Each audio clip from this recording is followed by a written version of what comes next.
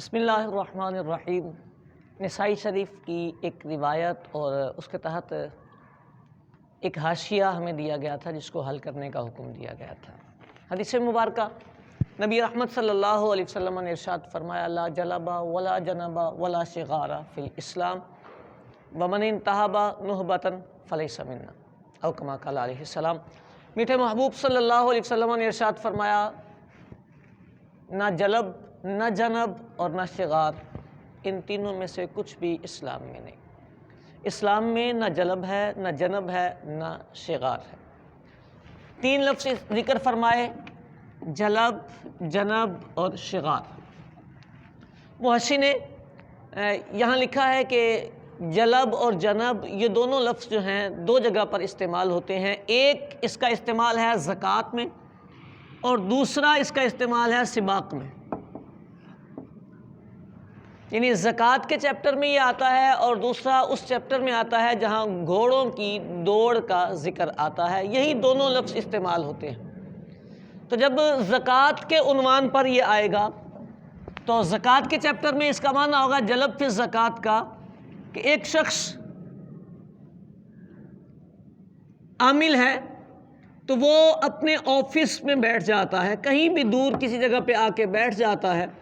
اس کی ذمہ داری تھی کہ یہ جس مقام پر جانور ہیں یا زکوٰۃ کا مال ہے وہاں جا کے یہ وہاں سے ریسیو کرتا، لیکن یہ شخص اپنے آفس میں بیٹھ جاتا ہے تو وہاں سے کسی کو اپنا نمائندہ بنا کر، اپنا نائب بنا کر، یا آگے وہ کہتے ہیں نا عامل، آگے عامل بنا کر وہ بھیج دیتا ہے کہ جا کے وہاں سے زکوٰۃ اکٹھی کر کے اس کے پاس جمع کروا دے۔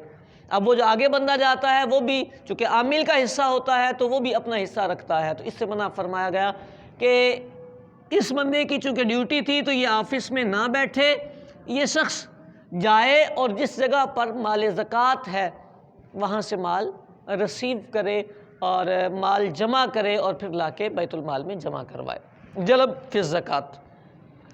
اچھا، وہ جو دوسرا تھا جلب فی السباق۔ جلب فی السباق کا مطلب یہ ہے کہ کوئی آدمی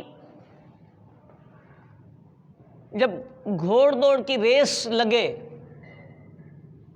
تو راستے میں کسی کو کھڑا کر دے، یا جو گھوڑا ریس میں شامل ہے اس کے ساتھ دوسرے گھوڑے پر یہ خود سوار ہو جائے، تو اب خود سوار ہو کر یا وہ جو بندہ اس نے راستے میں کھڑا کیا ہے وہ کیا کرے، وہ چیخے، چلائے، ڈانٹے، جیسے کہ گھوڑے کو دوڑائے، وہ جو ریس والا گھوڑا ہے اس کو دوڑائے۔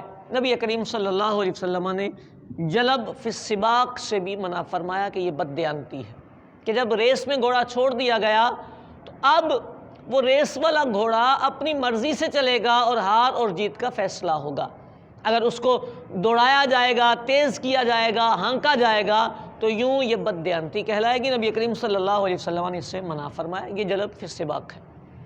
اسی طرح جنب کا بھی جو لفظ ہے یہ دو مقام پہ استعمال ہوتا ہے، جنب فی الزکوٰۃ اور جنب فی السباق۔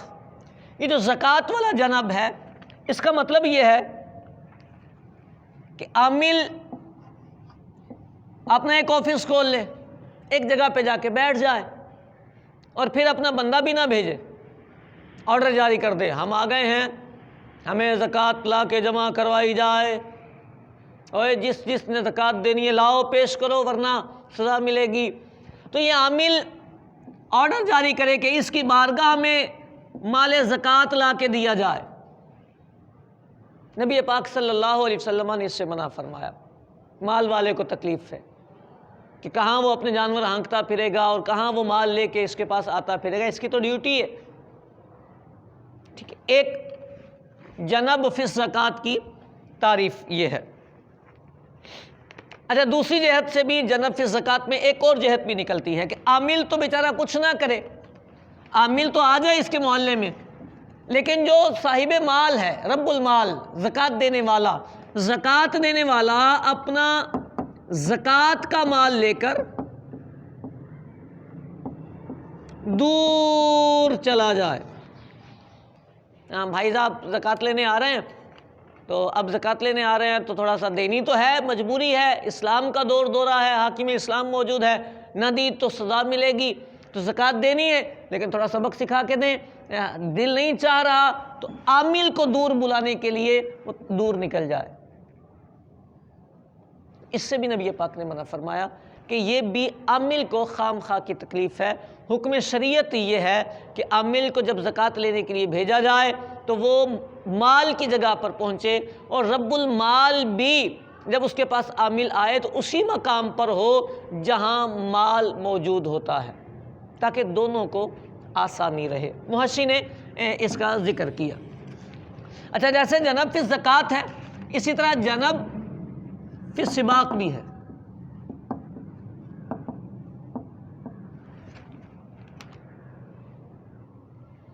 جنب فی السباق میں کیا ہے کہ جیسے جلب فی السباق میں تھا نا کہ ایک بندہ مقرر کر دیا کہ جو شور مچائے گا اور ریس والے گھوڑے کو تیز کر دے گا، اسی طرح جنب فی السباق میں یہ ہے کہ ایک شخص جو ریس والا گھوڑا ہے اس کے ساتھ ایک خالی گھوڑا بھی رکھے گا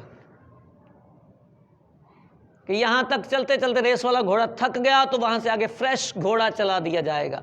تو ظاہر سی بات ہے جب گھوڑا تبدیل ہو جائے گا، وہ فریش ہو کے چلے گا، تھکاوٹ اس کی ختم ہو چکی ہوگی، تو یقیناً وہ جیت جائے گا۔ یہ بھی بددیانتی ہے۔ تو جنب فی السباق سے بھی نبی کریم صلی اللہ علیہ وسلم نے منع فرمایا۔ تیسرا لفظ میرے محبوب پاک صلی اللہ علیہ وسلم نے ارشاد فرمایا، اسلام میں شغار بھی نہیں۔ شغار کسے کہتے ہیں؟ شغار عقد نکاح ہوتا ہے۔ اس کا مطلب یہ ہے کہ دو بچیوں کا نکاح اس طرح کیا جائے کہ ایک کا نکاح دوسرے کا حق مہر بنے، دوسرے کا پہلی کا حق مہر بنے۔ یعنی زید اور عمر نے ہندہ اور فاطمہ سے نکاح کیا۔ اب ہندہ جو ہے وہ عمر کی بہن ہے، اور فاطمہ جو ہے، میں لکھ دیتا ہوں تاکہ آسانی رہے، زید کی بہن ہے ہندہ اور عمر کی بہن ہے فاطمہ۔ زید نے فاطمہ سے نکاح کرنا ہے اور عمر نے ہندہ سے نکاح کرنا ہے۔ جی شادی کرنی ہے، شادی ہو گئی، یہ حق مہر کیا ہوگا؟ کہا جی زید نے جو حق مہر دینا ہے وہ یہ اپنی بہن دے دی ہے حق مہر میں، عمر نے حق مہر میں اپنی بہن دے دی ہے۔ حق مہر یہ طے پایا۔ نبی کریم صلی اللہ علیہ وآلہ وسلم نے اس سے منع فرمایا۔ عقد نکاح نہیں ہوتا، شغار نہیں ہوتا۔ احناف کے نزدیک مسئلہ یہ ہے کہ شرائط فاسدہ سے نکاح فاسد نہیں ہوتا۔ اگر یہ حق مہر جو طے ہوا اس کے مطابق ہی عقد کر دیا جائے تو عقد نکاح منعقد ہو جائے گا، لیکن یہ شرطیں فاسد ہو جائیں گی اور ان کو مہر مثل دیا جائے گا۔ بعض لوگ اعتراض کرتے ہیں کہ دیکھیں جی اس کی اجازت دے دی، اجازت نہیں دی، شغار ہی نہیں رہا۔ جب ہم نے نکاح کو مہر مثل پر ڈال دیا تو اس کا مطلب یہ ہوا کہ یہ شغار نہیں۔ شغار تب ہوتا جب مہر میں بیٹیاں ادلے بدلے میں جاتی، چونکہ یہ بیٹیاں ادلے بدلے میں نہیں گئیں تو یہ نکاح شغار نہ ہوا، لہٰذا یہ عقد درست ہو جائے گا اور یہ مہر طے نہیں ہوگا، ان کے بدلے ان دونوں کو مہر مثل دلوایا جائے گا۔ حدیث مبارکہ کا آخری حصہ ہے، فرمایا من انتہب نہبۃ، جو لوٹ مار کرے فلیس منا، وہ ہم میں سے نہیں ہے۔ نہبہ جو ہے وہ مال منہوب کو کہتے ہیں، چھینے ہوئے مال کو کہتے ہیں نہبہ، اور نہبہ بھی اسے پڑھ سکتے ہیں، یہ مصدر بنے گا تو یہ مفعول مطلق بن جائے گا، تو یوں یہ انتہابہ کا مفعول مطلق ہو کے تاکید کے لیے۔ اس صورت میں آگے مال جو ہے وہ اس کا مفعول بہ محذوف ہوگا، جس نے کسی کا مال چھینا وہ ہم میں سے نہیں ہے۔ یہ حدیث مبارکہ اور اس کا حاشیہ جو ہمیں حکم دیا گیا تھا اس سے متعلق تھوڑی سی گفتگو تھی۔ اللہ کریم ہم سب پر اپنا فضل فرمائے۔